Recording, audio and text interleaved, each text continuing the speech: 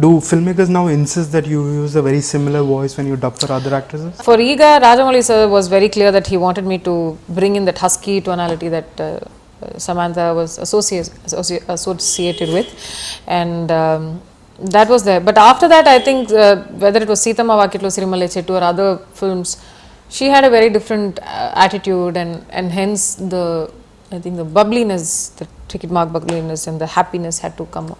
So that won't work in a husky tonality. So that changed after a point. So you've dubbed for quite a few actresses also and quite a few films in both Telugu and Tamil. What's the toughest thing in that whole process? Andala Rakshasi took me a lot of time.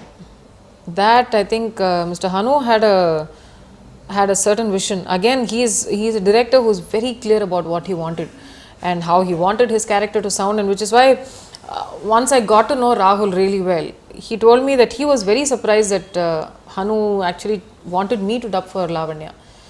And it is actually strange that somebody who's heard my voice for Samantha in Yema Save would actually think that I could suit the voice, the character for Lavanya, because that's a world apart.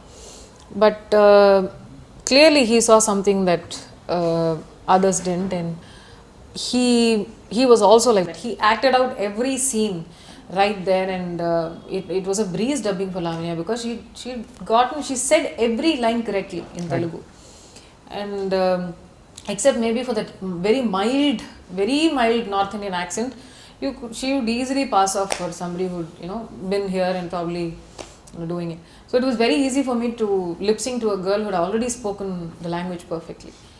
And every time, whether it was Nanna Naku Torga Pelli Chesandi Nanna, that was for me the most favorite takeaway dialogue, that scene between her, the mother, the father, and the Bama and everything. That is and what is the toughest? Yes, because that I think took 3 or 4 days, my longest ever, because I had to keep throwing my voice, and my voice would be tired.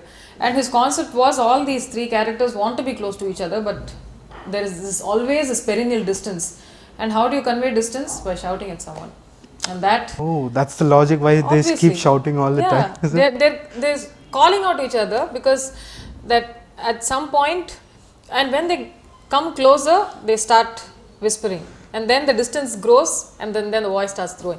And that is amazing. That's an interesting perspective. I've never that thought was about his it. perspective. It was actually strange that the general public didn't get that concept. And also this is something that Gautam sir used to constantly say, that a lot of people will be dubbing and he'll be like, why do you want to shout at somebody who's sitting right next to you? He can hear you. Don't shout. You don't know, hey, I love you. You don't have to say that. You just say, I love you. You sitting that close to someone, why would you scream out, ki, I love you, or right, unless they are at the other end of the road or something, right? So he'll say, brother, pakatla irukanga, brother. She's right next to you, or he's right next to you. Don't shout. Tone down. So I think he changed a lot of people's, even for people, Mr. Ganesh or Mr. Silambarasan, that when they were dubbing, his constant thing would be lower.